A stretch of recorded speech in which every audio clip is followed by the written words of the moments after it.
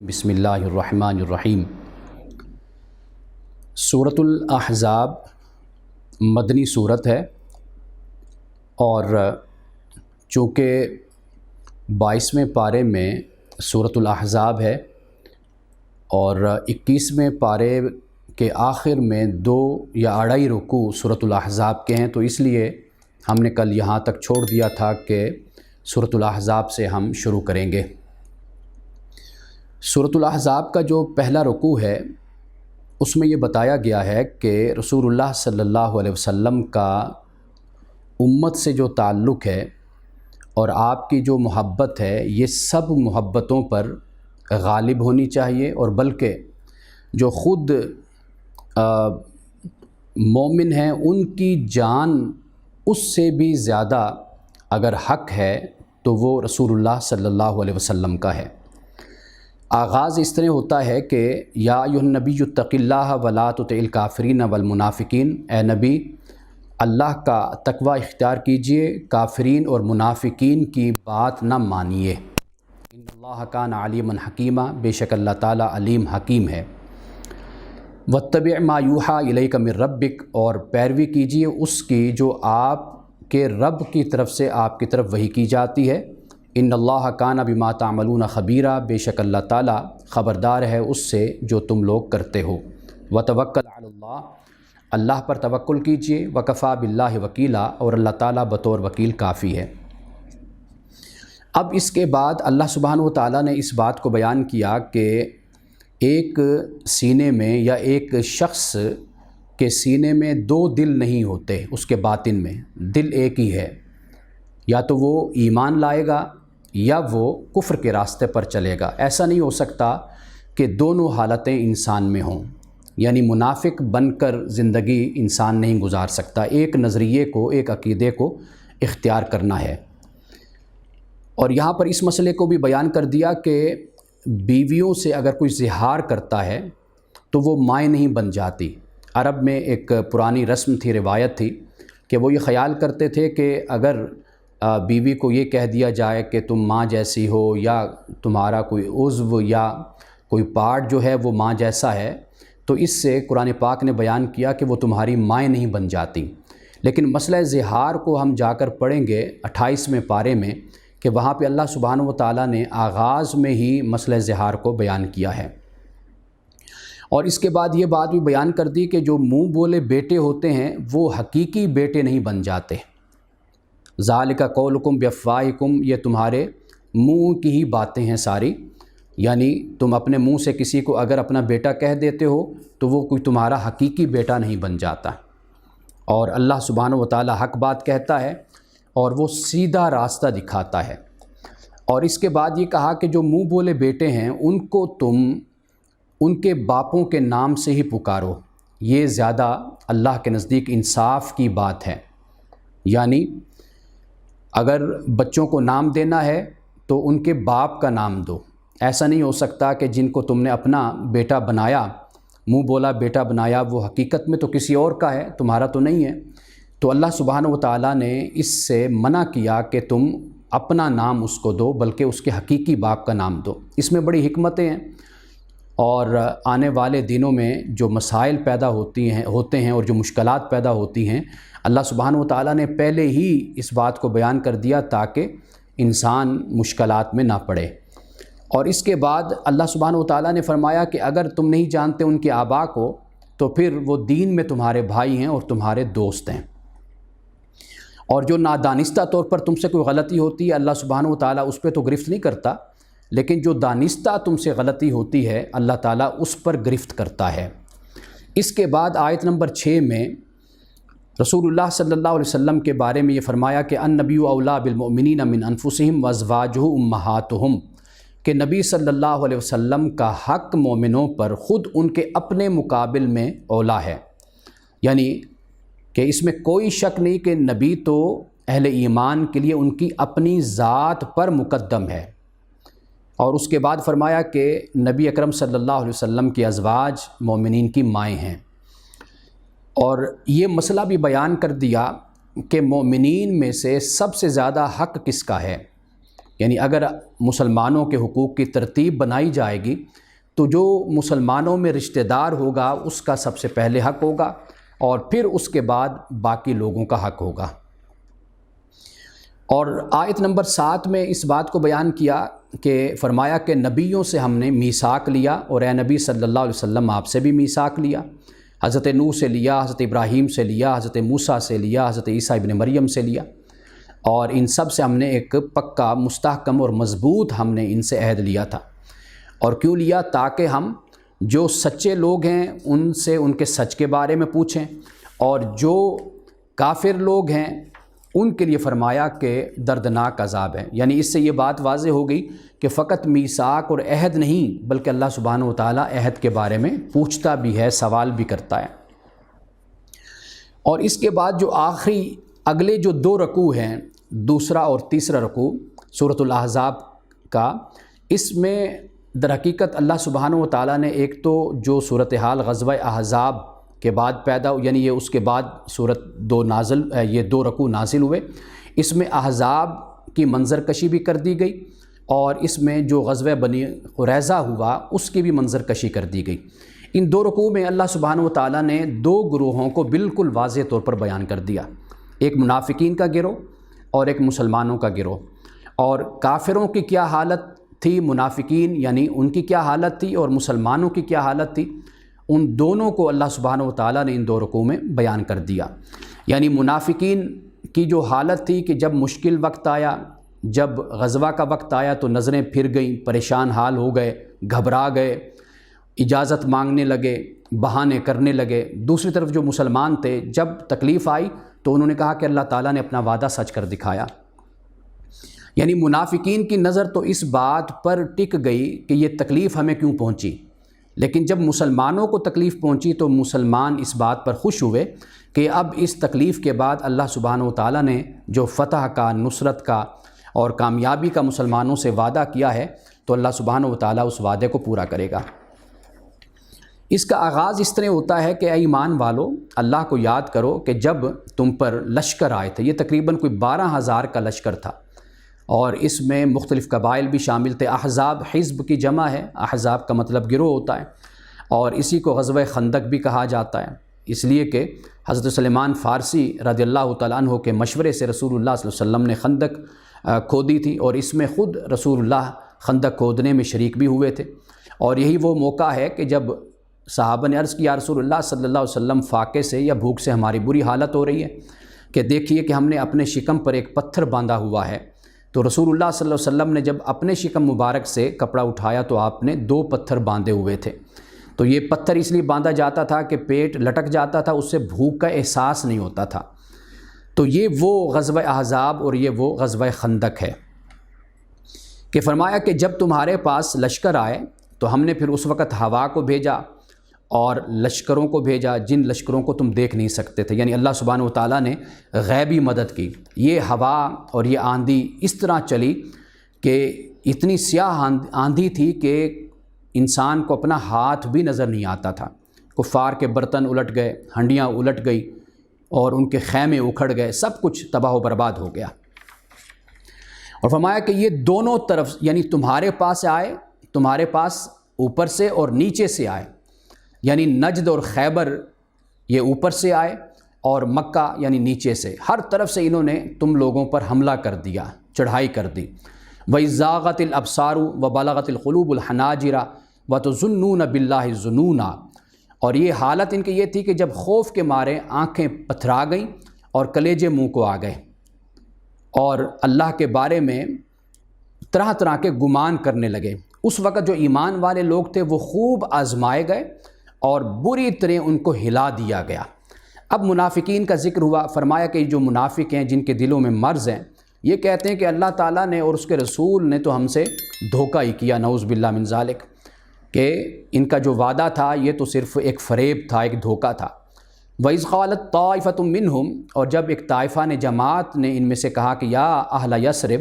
اے یثرب والو، لا مقام لکم فارجعوا، کہ اب یہاں پر تمہارے لیے کوئی جگہ نہیں، اب واپس چلو، واپس، یعنی نہ تو اسلام میں تمہارے لیے جگہ ہے، اور یہ خندق کے سامنے کھڑا ہونا یہ تو خود کو موت کے منہ میں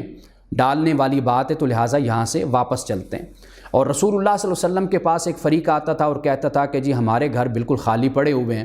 یعنی بالکل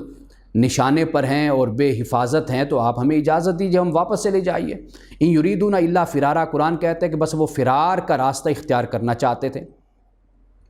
اور اگر ان پر یہ لشکر اگر ان پر حملہ کر دیتے، یعنی شہر میں اگر داخل ہو جاتے مسلمانوں کے، تو پھر یہ جو لوگ تھے یہ ان کی مدد کرتے، یعنی ان کی صورت یہ ہوتی کہ یہ ان میں شامل، اگر وہ ان کو دعوت دیتے کہ ہمارے ساتھ شامل ہو جاؤ، تو یہ ان کے ساتھ شامل ہو جاتے۔ یہ ان کی حالت اور یہ ان کی کیفیت تھی کہ یہ اس طرح اس وقت گھبرائے ہوئے تھے اور اس وقت پریشان تھے۔ اور یہاں پہ قرآن نے بیان کیا کہ اشیحتن علیکم، تم پر یہ بخیل ہیں، کنجوس ہیں۔ مومنوں سے کہا کہ فیضا جاء الخوف، کہ جب آیا خوف، خطرہ آیا، رائتہم، انہوں نے اس کو، تو نے دیکھا ان کو، ینظرون الیک، کہ یہ تیری طرف دیکھتے ہیں، تدور اعینہم، کہ گھومتی ان کی آنکھیں، کالذی یغشی علیہ من الموت، کہ جیسے موت کی بے ہوشی طاری ہو جاتی ہے نا، وہ ان کی حالت ہو گئی تھی۔ اور فیضا ذهب الخوف، جب خوف چلا گیا، سلقوکم بألسنۃ حداد اشیحۃ علی الخیر، اور پھر یہ حریص بن کر چاپلوسی اور خوشامد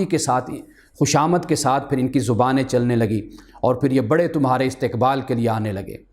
یعنی ایک یہ دیکھا کہ اب مسلمان فتح مند ہو گئے، کامیاب ہو گئے،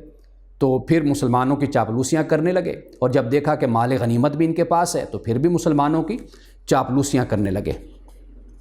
اللہ نے فرمایا کہ یہ لوگ ایمان نہیں لائے، ان کے اعمال اللہ نے ضائع کر دیے، اور یہ اللہ پر آسان ہے۔ اب اس کے بعد اللہ سبحانہ و تعالیٰ نے انہی میں سے یا انہی کے بارے میں یہ فرمایا کہ یہ لوگ، یہ گروہ یہ گمان کرتے ہیں کہ وہ نہیں گئے، یعنی جو لشکر ہیں کفار کے، جو خیبر سے آئے اور نجد سے آئے، مکہ سے آئے، وہ نہیں گئے۔ وَيَّاتِ الْأَحْزَابِ، اور اگر وہ احزاب آئیں تو يَوَدُّ لَوْ أَنَّهُمْ بَادُونَ فِي الْأَعْرَابِ، یہ چاہیں گے کہ یہ جا کر نا عرابیوں میں، بدوؤں میں جا کر بیٹھ جائیں، یعنی دور ریگستان میں، صحرا میں جا کر علیحدہ ہو کر بیٹھ جائیں۔ یسألون عن انبائکم، اور تمہاری خبریں لیتے رہیں، پوچھتے رہیں کہ بھئی کیسی صورتحال اب ہے، کہ جب یعنی فیصلہ ہو جائے، جنگ ہو جائے، لڑائی ہو جائے اور کوئی نتیجہ نکل آئے، تو پھر اس کے بعد یہ واپس آ جائیں۔ اب اس تیسرے رکوع میں رسول اللہ صلی اللہ علیہ وسلم کے اسوہ کو بیان کیا گیا، اور فرمایا کہ تمہارے لیے رسول اللہ صلی اللہ علیہ وسلم کی زندگی میں اسوہ حسنہ ہے، یعنی آپ کی زندگی ایک اچھا نمونہ ہے مسلمانوں کے لیے۔ اور یہ دیکھیے کہ نمونہ کس کے لیے ہے، فرمایا کہ جو اللہ سے ملنے کی امید رکھتا ہے اور یوم آخرت کی امید رکھتا ہے اور اللہ تعالیٰ کا ذکر کثرت سے کرتا ہے، اس کے لیے رسول اللہ صلی اللہ علیہ وسلم کی جو زندگی ہے، آپ کی شخصیت اور سیرت ہے، وہ ایک نمونہ ہے۔ یعنی یہ وہی بات ہوگی جیسے قرآن ہدایت ہے متقین کے لیے، یعنی جو طلب رکھتا ہے، جو شوق رکھتا ہے، اسی کے لیے قرآن ہدایت ہے۔ اور جو قرآن کو سننا ہی نہیں چاہتا، قرآن کے پاس آنا ہی نہیں چاہتا، تو وہ ہدایت کیسے حاصل کرے گا؟ اس لیے تو رسول اللہ صلی اللہ علیہ وسلم کی زندگی، سیرت ہے تو نمونہ۔ قرآن پاک نے اس کو بیان کیا کہ قرآن پاک نے کہا فَقَدْ لَبِثْتُ فِيكُمْ عُمْرًا مِّن قَبْلِ، کہ تم میں پہلے میں نے اپنی زندگی گزاری ہے، کیا تمہیں عقل اور سمجھ نہیں؟ تم اندازہ کر لو کہ بھئی میں نے وہ زندگی کیسے بسر کی، وہ صداقت اور امانت پر میری زندگی تھی، تو لہٰذا میری رسالت اور نبوت پر اسی بات کو دلیل سمجھو۔ تو یہاں پر رسول اللہ صلی اللہ علیہ وسلم کی زندگی سے وہی شخص فیض حاصل کر سکتا ہے اور وہی فائدہ اٹھا سکتا ہے کہ جو اللہ سے ملنے کی امید بھی رکھتا ہو، یوم آخرت پر اس کا ایمان بھی ہو، اور اللہ تعالیٰ کو کثرت سے وہ یاد بھی رکھتا ہو۔ اب اس کے بعد مومنین کا ذکر کیا، ان کی کیفیت اور حالت کا، اور کہا کہ جب مسلمانوں نے احزاب کو دیکھا تو انہوں نے کہا کہ اللہ اور اس کے رسول نے جو وعدہ ہم سے کیا تھا، وہ وعدہ اللہ نے اور اس کے رسول نے پورا کر دیا۔ اور جب انہوں نے لشکروں کو دیکھا تو ان کا ایمان اور ان کی فرما برداری اور خود سپردگی، اس میں اضافہ ہوا، اس میں زیادتی ہوئی۔ یعنی کیوں زیادتی ہوئی؟ انہیں بات سمجھ آ گئی کہ اب اس کے بعد ہماری فتح اور ہماری کامیابی اور ہماری نصرت ہے۔ اب اس کے بعد فرمایا کہ یہ بھی مومنین کے بارے میں کہ مومنین میں سے ایسے لوگ بھی ہیں کہ صدقوا، جنہوں نے سچ کر دکھایا، ما عاہد اللہ علیہ، جو اللہ تعالیٰ سے انہوں نے عہد کیا تھا، فمنہم من قضی نحبہ، اور بعد نے ان میں سے اپنی نظر کو پورا کیا۔ ومنہم من ینتظر، اور بعد وہ ہیں کہ جو انتظار کر رہے ہیں۔ نظر پوری کرنے سے مراد یہ کہ انہوں نے اپنی جانوں کو لٹا دیا اور اپنے آپ کو قربان کر دیا۔ وما بدلوا تبدیلا، اور انہوں نے اپنے کسی رویے میں تبدیلی نہیں کی۔ لیجزی اللہ الصادقین بصدقہم، اور اللہ سبحانہ و تعالیٰ نے یہ سب کچھ اس لیے کیا کہ تاکہ جو سچے لوگ ہیں وہ اپنے سچ کی وجہ سے جزا حاصل کریں، اور جو منافق ہیں وہ اپنے نفاق کی وجہ سے اللہ سبحانہ و تعالیٰ یا تو ان کو عذاب دے، یا یہ ہے کہ اللہ تعالیٰ کی بارگاہ میں اگر وہ لوٹتے ہیں تو اللہ تعالیٰ پھر ان کو معاف کر دے۔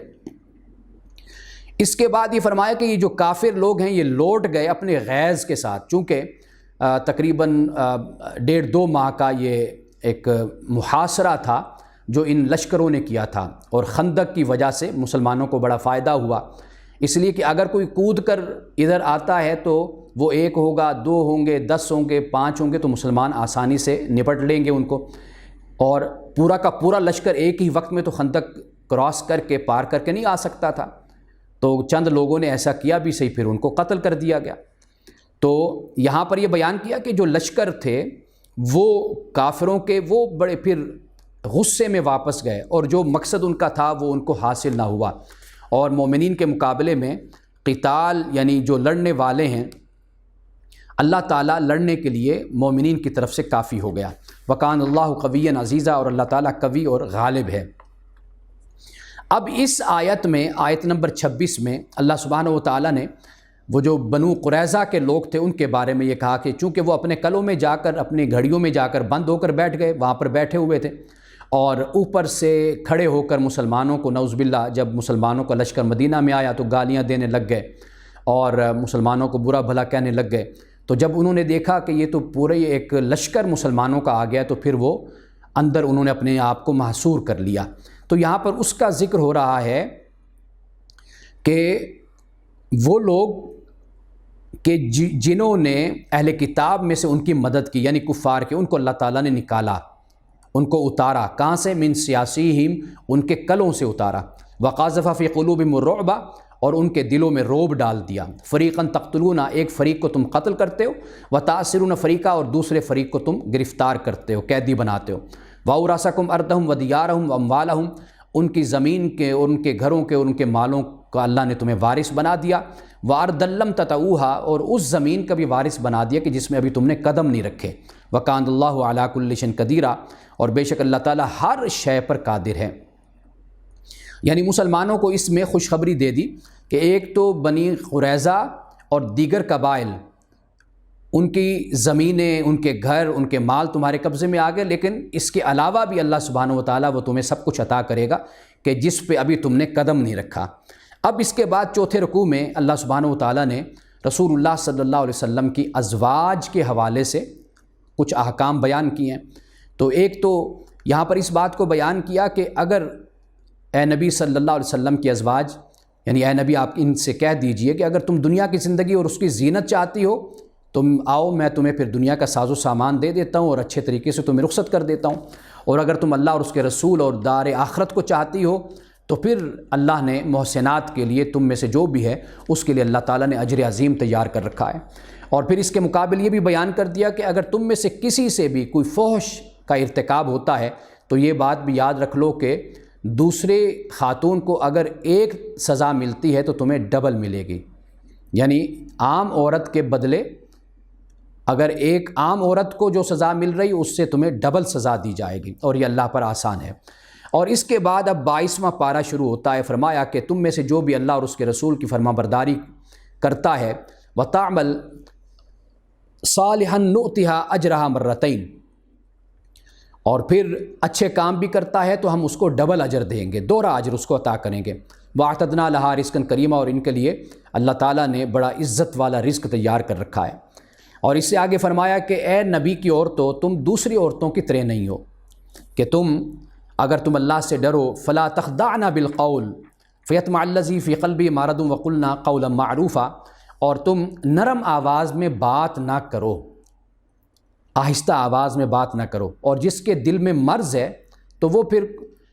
کسی لالچ میں پڑ جائے گا، وقلنا قولا معروفا، بلکہ سیدھی بات آپ کیا کرو۔ اب یہاں پر دیکھ لیجئے کہ حالات کیسے تھے مدینہ میں، کہ رسول اللہ صلی اللہ علیہ وسلم کی ازواج کو بھی یہ کہا گیا کہ آپ جو شخص بھی دروازے پر آتا ہے تو آپ اس سے نرمی سے مت بات کیجئے، نرم لہجے میں مت بات کیجئے، اس لیے کہ وہ کہیں ایسا نہ ہو کہ وہ کچھ اور سمجھ بیٹھے۔ اصل جو خطرہ تھا وہ یہ تھا کہ منافق لوگ دروازے پر آتے تھے، بات کرتے تھے، اور اگر خدا نخواستہ کوئی ایسی بات ہوتی اور وہ منافق جب کہ بات نہ بھی ہوتی پھر بھی وہ خبر بنا کر اور افواہ بنا کر اس کو پھیلاتا تھا، تو ازواج مطہرات کو خاص طور پر اس بارے میں احتیاط کرنے کا حکم دیا گیا، اور فرمایا وقرن فی بیوتکن، آپ اپنے گھر میں بیٹھی رہو، ولا تبرجن تبرج الجاہلیت الاولی، اور زمانہ جاہلیت کی طرح اپنا تبرج نہ دکھاتی پھرو۔ اب تبرج سے مراد کیا ہے؟ ایک تو یہ ہے کہ جسمانی حسن کہتے ہیں اس کو، اور دوسرا یہ کہ لباس زیور وغیرہ بھڑکیلے کپڑے وغیرہ پہننا اور دکھانا، اور تیسری بات یہ کہ اپنی چال ڈھال سے نمایاں ہو کر نظر آنا۔ ان تین باتوں سے اللہ پاک نے ازواج مطہرات کو با اہتمام با انتظام اس بات سے منع کر دیا۔ واقمنا، اور فرمایا کہ نماز، واقمنا الصلاۃ، نماز قائم کرو، واتین الزکوٰۃ، اور زکوٰۃ ادا کرو، واطعن اللہ ورسولہ، اللہ اور اس کے رسول کی اطاعت کرو، انما یرید اللہ لیذھب عنکم الرجس اہل البیت، اس میں کوئی شک نہیں کہ اللہ یہ چاہتا ہے کہ تم سے رجس کو، ناپاکی اور گندگی کو جو نبی کے گھر والے ہیں ان سے لے جائے اور تمہیں اچھے طریقے سے پاک کر دے۔ اب یہاں پر اہل بیت کا جو لفظ استعمال ہوا، ان میں کبھی بھی جب بھی اہل بیت کا لفظ آپ بولیں گے تو کبھی بھی آپ بیوی کو نکال نہیں سکتے، یعنی جب بھی گھر والے الفاظ بولے جاتے ہیں تو اس میں ہمیشہ بیوی شامل ہوتی ہے اور بچے بھی اس میں شامل ہوتے ہیں، اور یہ خاص طور پر فرمایا وقرن فی بیوتکن، اپنے گھر میں ٹکی رہو، اپنے گھر میں بیٹھو۔ یہ تو ویسے مرد بھی ہوں تو رسول اللہ صلی اللہ علیہ وسلم کی ایک حدیث ہے کہ جس میں آپ نے فرمایا کہ جب کسی نے کہا کہ بھئی آخرت میں نجات کیسے ممکن ہے، تین باتیں آپ نے فرمائی۔ ایک فرمایا کہ اپنی زبان کو قابو میں رکھو، اور دوسرا فرمایا کہ گھر میں بیٹھا کرو، یعنی گھر تمہارا تمہیں کفایت کرے، اور تیسری بات فرمائی کہ اپنے گناہوں پہ رویا کرو بیٹھ کر۔ تو یہ بات عمومی طور پر رسول اللہ صلی اللہ علیہ وسلم نے فرمائی، بے مقصد بے غرض باہر پھرتے رہنا تو یہ بھی مردوں کے لیے بھی لڑکوں کے لیے بھی اچھی بات نہیں ہوتی۔ لیکن یہاں پر ازواج مطہرات سے خاص طور پر اللہ پاک نے اس بات کو بیان کیا، اور یہ بھی فرمایا کہ اللہ کی آیات کی جو تلاوت کی جاتی ہے نا، اس کو یاد کرو، اس کا ذکر کرو، اور حکمت اس کو بھی یاد رکھو۔ اس کے بعد رکوع نمبر 5 میں چند مسائل ہیں۔ ایک تو رسول اللہ صلی اللہ علیہ وسلم کے بارے میں فرمایا کہ یہ آپ کسی کے بھی باپ نہیں ہیں، اور زید بن حارثہ کا جو نکاح حضرت زینب سے ہوا اس مسئلے کو بیان کیا گیا۔ رسول اللہ صلی اللہ علیہ وسلم کی ختم نبوت کو بھی یہاں پر بیان کر دیا گیا، اور حضرت زینب سے رسول اللہ صلی اللہ علیہ وسلم کا نکاح ہوا، اس سے ایک بدعت اور جو رسم بد تھی اس کا خاتمہ ہو گیا، اور آغاز مسلمان مرد مسلمان عورت ان تمام صفات کو قرآن پاک نے بیان کیا ہے۔ یعنی یہ اس لیے بیان کر دیا کہ کہیں یہ نہ خیال کیا جائے کہ صرف رسول اللہ صلی اللہ علیہ وسلم کی ازواج مطہرات ہی ہیں کہ جن کے لیے یہ احکام ہیں، بلکہ مسلمانوں سے کہا کہ یہ صفات تمہیں اپنے اندر پیدا کرنی چاہیے۔ وہ کیا ہیں؟ مسلمان مرد مسلمان عورتیں، مومن مرد مومن عورتیں، فرما بردار مرد فرما بردار عورتیں، صدقہ کرنے والے مرد صدقہ کرنے والی عورتیں، اور صبر کرنے والے مرد صبر کرنے والی عورتیں، ڈرنے والے مرد ڈرنے والی عورتیں، اور اسی طرح متصدقین والمتصدقات، نیکی کرنے والے مرد اور نیکی کرنے والی عورتیں یا صدقہ کرنے والی، اور روزہ رکھنے والے مرد روزہ رکھنے والی عورتیں، والحافظین فروجہم والحافظات، اپنی فروج کی حفاظت کرنے والے مرد اور اپنے فروج کی حفاظت کرنے والی عورتیں، والذاکرین اللہ کثیرا والذاکرات، اللہ کو کثرت سے یاد کرنے والے مرد کثرت سے یاد کرنے والی عورتیں، اللہ نے ان کے لیے مغفرت اور اجر عظیم تیار کر رکھا ہے۔ اب اس کے بعد مومنوں سے اس بات کو بیان کر دیا، مومن مرد و مومن عورت جب اللہ اور اس کا رسول فیصلہ کر دے تو پھر وہ اللہ اور اس کے رسول کے فیصلے کے سامنے اپنے سر کو جھکا دے۔ اللہ اور اس کے رسول کی نافرمانی نہیں کرنی چاہیے، کیونکہ یہ بالکل واضح اور کھلی گمراہی ہے۔ اب اس کے بعد حضرت زید کو رسول اللہ صلی اللہ علیہ وسلم نے جو فرمایا، قرآن پاک نے اس کو یہاں پر بیان کیا کہ اے نبی صلی اللہ علیہ وسلم آپ یاد کیجئے اس وقت کے جب آپ اس سے کہہ رہے تھے، کس سے؟ زید سے کہہ رہے تھے کہ اللہ نے انعام کیا اس پر اور تو نے انعام کیا اس پر، امسک علیک زوجک، اپنی بیوی کو اپنے پاس روکے رکھ، واتق اللہ، اللہ سے ڈر، وتخفی ما فی نفسی کا ماللہ مبدی وتخشی الناس، اور اس وقت آپ اپنے دل میں وہ بات چھپائے ہوئے تھے جسے اللہ کھولنا چاہتا تھا، وتخشی الناس، اور آپ اس وقت اس لیے اس بات کو آپ چھپائے ہوئے تھے کہ آپ کو لوگوں کا ڈر تھا۔ یعنی وہ معاملہ کیا تھا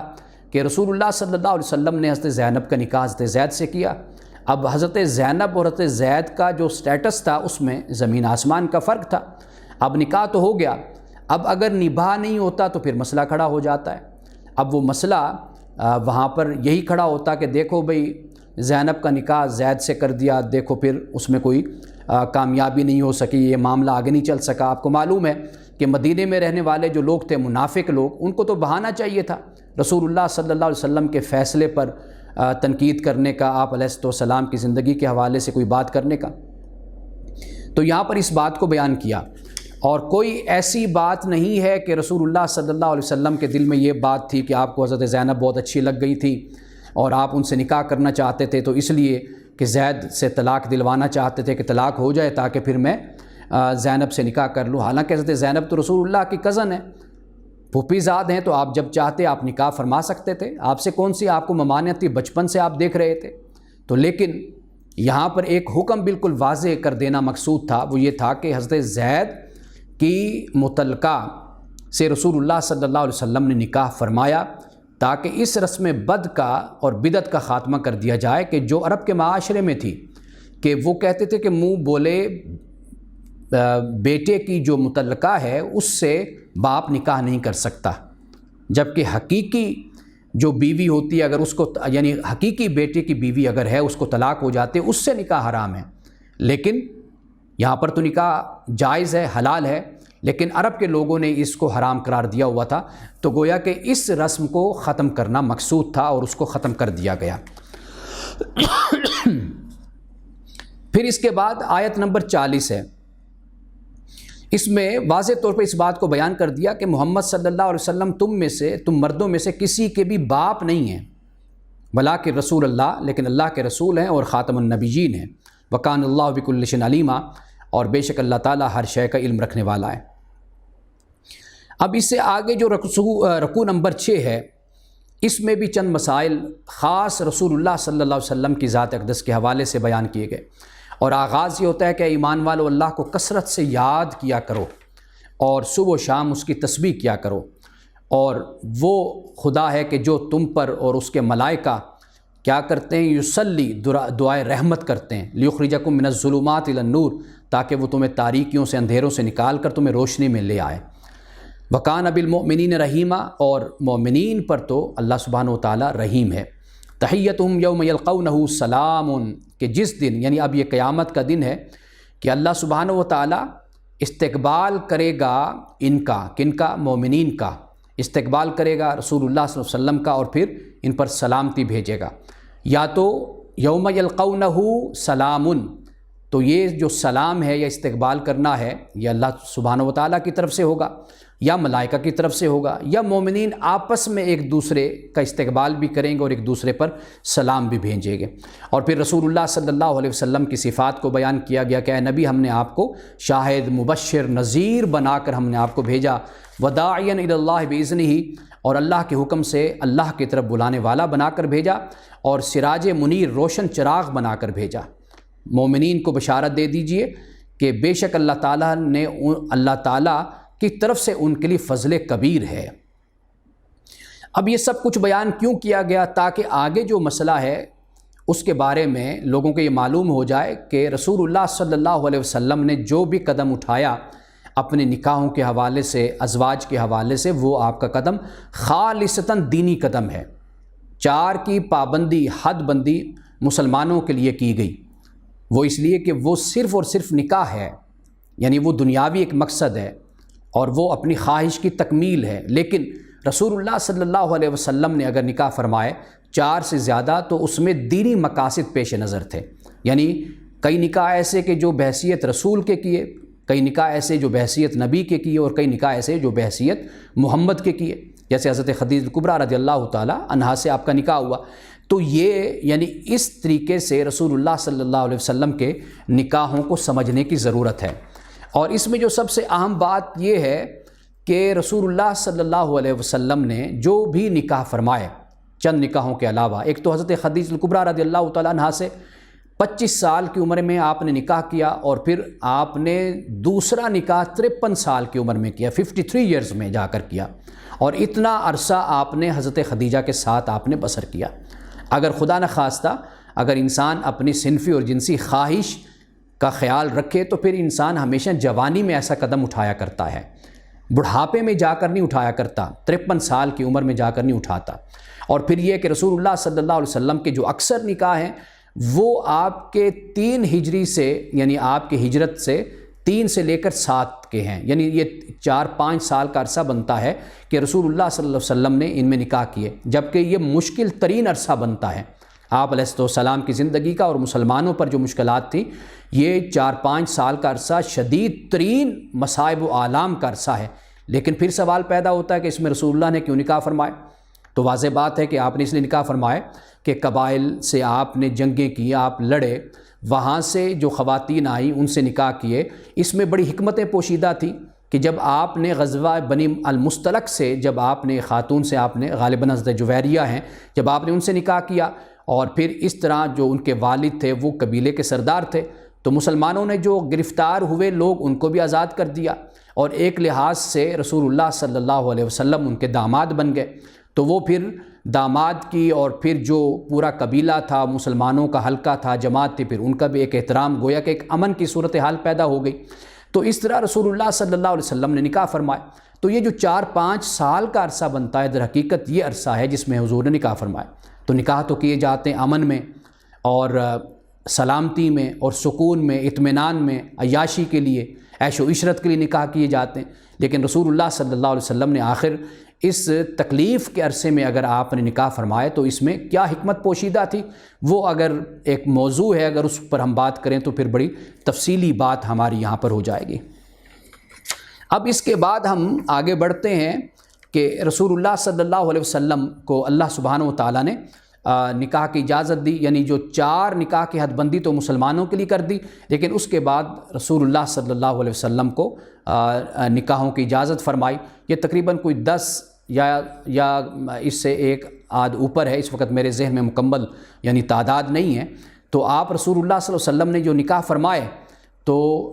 یہ حکمت اس میں پوشیدہ تھی، اور پھر 7 ہجری کے بعد پھر آپ نے کوئی اور نکاح نہیں فرمایا۔ اس کے بعد اللہ سبحانہ و تعالیٰ نے مسلمانوں کو رسول اللہ صلی اللہ علیہ وسلم کی گھریلو حوالے سے کچھ تعلیم اور تلقین فرمائی۔ اس کی وجہ کیا ہے؟ اس لیے کہ منافقین اس سے بھی فائدہ اٹھاتے تھے، رسول اللہ کو اظہار ثانی کا کام کرتے تھے، آپ کے گھر والوں کو تکلیف پہنچاتے تھے، تو ایمان والوں کو بھی کچھ ایٹیکیٹس اور کچھ آداب مسلمانوں کو سکھا دیے گئے۔ ایک تو یہ فرمایا کہ اے لوگو جو ایمان لائے، نبی کے گھروں میں بلا اجازت نہ جایا کرو، اور نہ کھانے کے وقت یعنی انتظار کرتے رہو بیٹھ کر، اور ہاں اگر تمہیں کوئی کھانے پر بلایا جائے تو پھر تم ضرور جاؤ، اور جب کھانا کھا لو تو پھر منتشر ہو جایا کرو، باتوں میں نہ لگ جایا کرو۔ کیوں؟ اس لیے کہ رسول اللہ صلی اللہ علیہ وسلم کو یہ جو کام ہے نا، یہ طریقہ، یہ تکلیف دیتا ہے، لیکن رسول اللہ صلی اللہ علیہ وسلم شرم کی وجہ سے پھر کچھ نہیں کہتے۔ اللہ پاک فرماتا ہے واللہ لا یستحیی من الحق، اللہ تعالیٰ حق بات کہنے میں شرماتا نہیں ہے۔ اور یہ بات بھی یاد رکھیے کہ رسول اللہ صلی اللہ علیہ وسلم نے خود مسلمانوں کو کبھی نہیں کہا تھا کہ تم میرا ادب کرو، میں تمہارا رسول ہوں، میں تمہارا نبی ہوں۔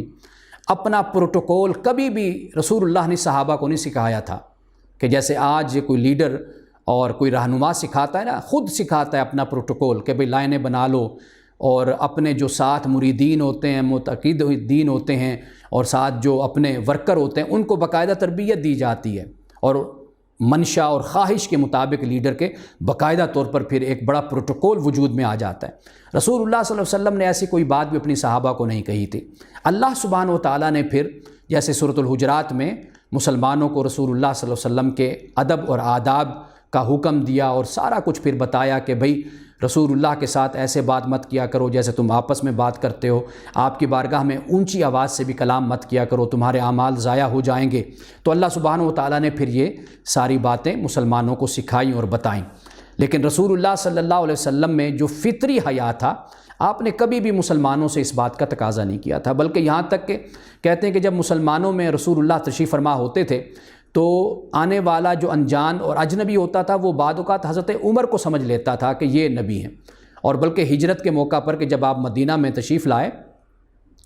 اور ابھی مدینہ میں داخل نہیں ہوئے تھے تو آپ نے ایک جگہ پر جب قیام فرمایا تھا تو حضرت ابو بکر کو لوگ سمجھ لیتے تھے کہ شاید یہ رسول اللہ صلی اللہ علیہ وسلم ہیں، یہ محمد ہیں، تو پھر حضرت ابو بکر چادر لے کر رسول اللہ کے سر پر کھڑے ہو گئے، سائباں کر کے، چھاؤں کر کے، تاکہ لوگوں کو معلوم ہو جائے کہ یہ اللہ کے رسول ہیں۔ اور پھر آخر میں جا کر جب یہ مشکل بن گئی تو پھر چوکی نما ایک سیٹ بنا دی گئی کہ جس پہ رسول اللہ صلی اللہ علیہ وسلم تشریف رکھتے تھے، وہ تھوڑی سی نمایاں ہوتی تھی کہ جس سے آنے والے کو کچھ اندازہ ہو جاتا تھا کہ ہاں یہ اللہ کے رسول ہیں۔ تو رسول اللہ نے ان باتوں کو کبھی پسند نہیں کیا تھا، بلکہ آپ فرماتے تھے کہ اجمیوں کے انداز مت اختیار کیا کرو میرے لیے، یعنی جیسے اجمی طریقہ اختیار کرتے ہیں کہ بھئی جب کوئی آتا ہے تو بڑے کھڑے ہو جاتے ہیں، ہاتھ پھیلا لیں گے، نعرے لگانا شروع کر دیں گے، واہ واہ کرنا شروع کر دیں گے۔ رسول اللہ صلی اللہ علیہ وسلم ان طریقوں کو بالکل پسند نہیں فرمایا کرتے تھے۔ اور یہ بھی اس بات کو بھی بیان کر دیا کہ ازواج مطہرات سے، مومنین سے کہا کہ اگر تم نے کوئی سوال کرنا ہے، کوئی چیز لینا ہے تو پردے کے پیچھے سے لیا کرو، اور یہ یعنی دلوں کی پاکیزگی کے لیے تمہارے لیے اور ان کے لیے بہتر ہے۔ یہ اس لیے فرمایا، یہ ایک احتیاط کے طور پر بیان کر دیا کہ جو منافقین تھے وہ اس حوالے سے پھر چہمگائیاں اور باتیں کیا کرتے تھے۔ اور یہ بھی اللہ کے رسول صلی اللہ علیہ وسلم کے حوالے سے یہ فرما دیا کہ یہ تمہارے لیے جائز نہیں ہے کہ تم اللہ کے رسول کو تکلیف دو۔ اور پھر اس بات کو بھی بیان کر دیا کہ رسول اللہ صلی اللہ علیہ وسلم کے جانے کے بعد یا آپ کی زندگی میں یعنی آپ کی ازواج سے نکاح نہیں ہو سکتا۔ آپ علیہ السلام نے اپنی کسی زوجہ کو زندگی میں طلاق نہیں دی۔ 2-3 آپ کے ازواج ہیں جو دنیا سے رخصت ہوئی آپ کی زندگی میں، اور آپ کی وفات کے بعد بھی جتنی ازواج بھی زندہ رہیں، اللہ پاک نے امت پر یہ حرام کر دیا کہ وہ رسول اللہ صلی اللہ علیہ وسلم کے ازواج سے نکاح کریں۔ اب اس کے بعد ازواج کو اس بات کی اجازت دی گئی کہ جو آپ کے رشتہ دار ہیں، یعنی جیسے والد ہیں، بھائی ہیں، بھتیجے ہیں، بھانجے ہیں، میل جول کی عورتیں ہیں یا مملوک ہیں، وہ گھروں میں آئیں جائیں۔ یہ اب آپ اندازہ کیجئے کہ یہ کیوں فرمایا، یہ خاص احتیاط ازواج مطہرات کے لیے، اور اس وقت کا جو ماحول تھا اس کے مطابق یہ سارے احکامات بیان کیے گئے ہیں۔ اب اس کے بعد فرمایا کہ بے شک اللہ اور اس کے ملائکہ نبی اکرم صلی اللہ علیہ وسلم پر درود بھیجتے ہیں۔ اے ایمان والو، تم بھی درود بھیجو اور سلام بھیجو تسلیمہ اچھے طریقے سے، رسول اللہ صلی اللہ علیہ وسلم پر درود و سلام بھیجو۔ اب یہ درود و سلام کی حکمت کیا ہے؟ وہ یہ ہے کہ جو مدینہ کے عرب کے منافق تھے، کفار تھے، یہود و نصارہ تھے، مختلف قبائل تھے، وہ تو رسول اللہ صلی اللہ علیہ وسلم کی ہجو کرتے تھے، بد تعریفی کرتے تھے، بد توصیفی کرتے تھے، رسول اللہ صلی اللہ علیہ وسلم کی شان اقدس میں گستاخی کرتے تھے، آپ کو تکلیف پہنچایا کرتے تھے، اذیت دیا کرتے تھے۔ تو اللہ پاک نے ایمان والوں سے کہا کہ جیسے وہ کرتے ہیں منفی پروپیگنڈا، منفی طریقہ، تم مثبت طریقے سے رسول اللہ صلی اللہ علیہ وسلم کی شان اور عظمت کو بیان کرو۔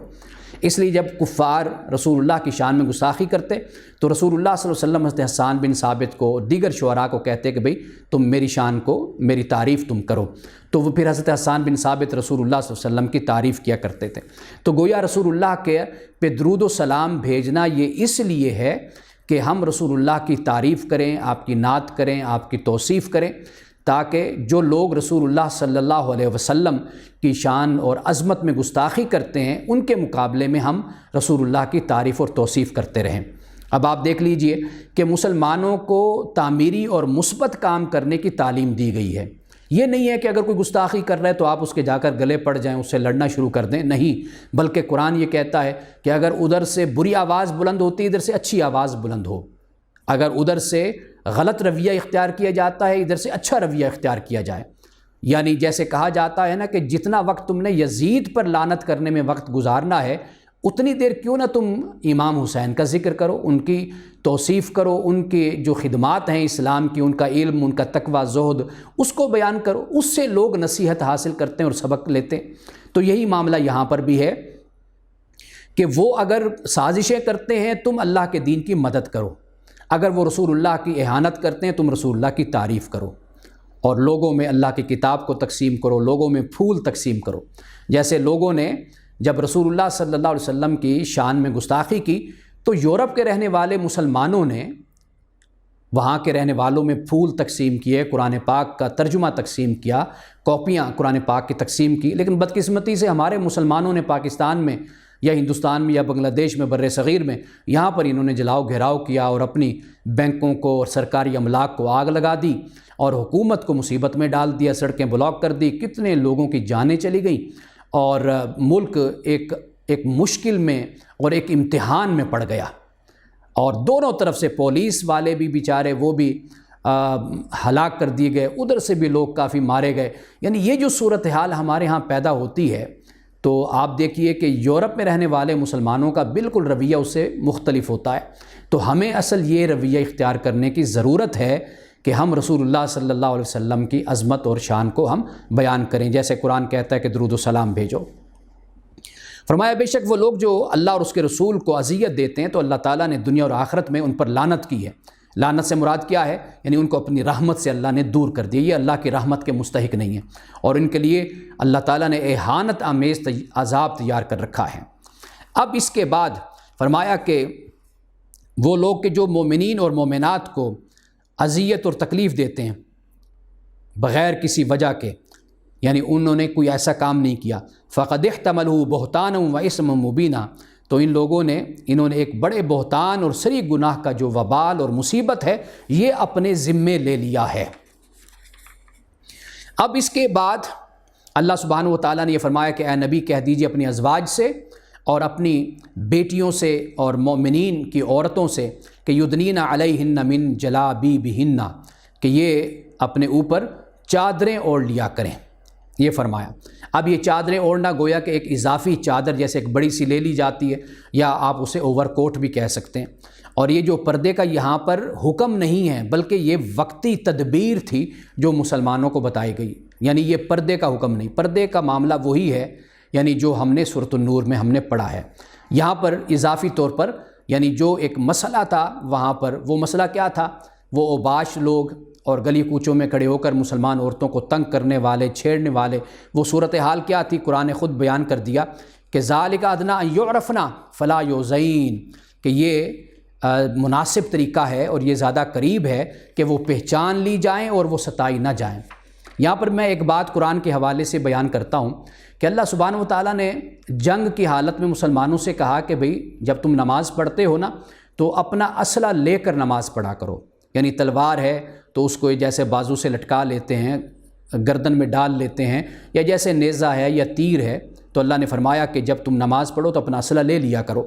تو کیا اب یہ حکم کہ نماز کے وقت مسلمان اسلحہ لے کر نماز پڑھیں، تو کیا اب ہر وقت ہی اور ہر زمانے میں مسلمان اسلحہ لے کر ہی تلوار گردن میں لٹکا کر نماز پڑھیں گے؟ نہیں، اس کا تعلق جنگی حالات سے تھا کہ مسلمان حالت جنگ میں ہیں، تو فرمایا کہ جب تم نماز پڑھو تو اسلحہ اپنے ساتھ لے کر نماز کو ادا کیا کرو۔ اسی طرح یہاں پر بھی اللہ سبحانہ و تعالیٰ نے ایک خاص حالت میں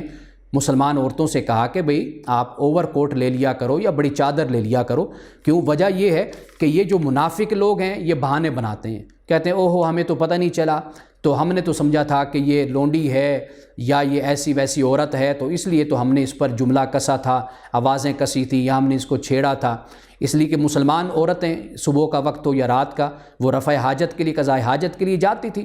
کہ اس وقت گھروں میں تو واش روم نہیں ہوا کرتے تھے، تو اس سے وہ ناجائز فائدہ اٹھاتے تھے۔ اور کیسا ماحول تھا، یہ جو سزا جب اللہ تعالیٰ نے بیان کر دی، یہ سزا بتاتی ہے کہ کس طرح کا ان لوگوں نے مدینے میں ماحول پیدا کر رکھا تھا۔ فرمایا لَئِن لَّمْ يَنْتَهِ الْمُنَافِقُونَ وَالَّذِينَ فِي قُلُوبِهِم مَّرَضٌ وَالْمُرْجِفُونَ فِي الْمَدِينَةِ، اگر منافقین اور وہ لوگ جن کے دلوں میں خرابی ہے اور جو مدینہ میں ہیجان انگیز افواہیں پھیلانے والے ہیں اپنی حرکتوں سے باز نہ آئے تو ہم ان کے خلاف کارروائی کرنے کے لیے تمہیں اٹھا کھڑا کریں گے، پھر وہ اس شہر میں مشکل ہی سے تمہارے ساتھ رہ سکیں گے۔ ان پر ہر طرف سے لعنت کی بچھاڑ ہوگی، جہاں کہیں پائے جائیں گے پکڑے جائیں گے اور بری طرح مارے جائیں گے۔ یہ دیکھیے کہ اتنی سخت سزائیں ان کے لیے یہاں پر بیان کی گئی، کیوں کہ یہ مسلمان عورتوں پر تہمت لگانا، الزام لگانا، افواہیں پھیلانا، ان کو چھیڑنا، ان کو تنگ کرنا، آوازیں کسنا، یہ ان کا کردار تھا۔ تو وہاں پر اس ماحول میں کہا گیا کہ مسلمان عورتوں، اے نبی کی عورتوں اور مسلمانوں کی عورتوں اے نبی کی بیٹیوں کہا کہ بھئی تم اوور کوٹ پہن لو، ایک بڑی چادر اپنے اوپر لے لیا کرو۔ اب اس کے بعد پھر اللہ سبحانہ و تعالیٰ قیامت کا ذکر کرتا ہے اور یہ بتاتا ہے کہ قیامت کا جو علم ہے وہ اللہ سبحانہ و تعالیٰ کے پاس ہے، اور تمہیں کیا پتہ کہ قیامت قریب آ لگی ہو۔ اب یہاں پر وہی اسلوب ہے کہ ممکن ہے کہ شاید ہے قیامت قریب آ لگی ہو، یعنی اللہ سبحانہ و تعالیٰ بے نیازی سے اس بات کو بیان کر رہا ہے۔ ایسا نہیں ہے کہ قیامت کے آنے جانے میں کوئی شک پڑ گیا ہے، نہیں، بلکہ اللہ فرماتا ہے کہ میں بے نیاز ہوں، مستغنی ہوں اس بات سے۔ ایک یہ شاہانہ انداز ہے بات کرنے کا، اور یہ فرما دیا کہ کافرین پر اللہ نے لعنت کی ہے اور ان کے لیے ایک آگ کا عذاب ہے، یہ ہمیشہ اس میں رہیں گے، اور کوئی ولی اور کوئی مددگار ان کے لیے نہیں ہوگا۔ اب دیکھیے، اور یہ کیا کہیں گے ربنا انا اطعنا سادتنا، اے ہمارے رب کہ بے شک ہم نے اطاعت کی، کن کی اطاعت کی؟ اپنے بڑوں کی، جو سردار تھے ان کی اطاعت کی، وکبرانا یعنی سرداروں کی اور بڑوں کی ہم نے اطاعت کی، فاضلونا السبیلا اور انہوں نے ہمیں گمراہ کر دیا۔ ربنا آتہم ضعفین، اے رب ان کو دگنا عذاب دے، ولعنہم لعنا کبیرا اور ان پر لعنت کر۔ اب یہ وہ تو کہیں گے، لیکن یہ ان کا کہنا ہے، لیکن اللہ سبحانہ و تعالیٰ کی طرف سے سزا سب کو برابر ملے گی، چاہے پیروکار ہو اور چاہے سردار ہو، بڑا ہو، کوئی بھی ہو، سزا سب کو ملے گی۔ اس لیے کہ اللہ نے عقل اگر سردار کو دی تھی تو عقل پیروکار کو بھی دی تھی، اگر عقل حکمران کو دی تھی تو عقل رایا کو بھی دی تھی،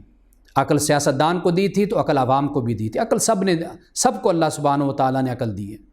تو اب اگر کوئی اپنی عقل کو استعمال نہیں کرتا، سب کو ہدایت دی، اگر اس ہدایت کو اختیار نہیں کرتا تو وہ خود ذمہ دار ہوگا۔ کوئی یہ نہ خیال کرے کہ جی ہمیں علماء بھٹکا دیتے ہیں، ہمیں مولوی بھٹکا دیتے ہیں، مذہبی طبقہ ہمیں گمراہ کر دیتا ہے تو ہم کیا کریں؟ تو یہ نجات کے لیے کافی نہیں ہے آپ کا عذر۔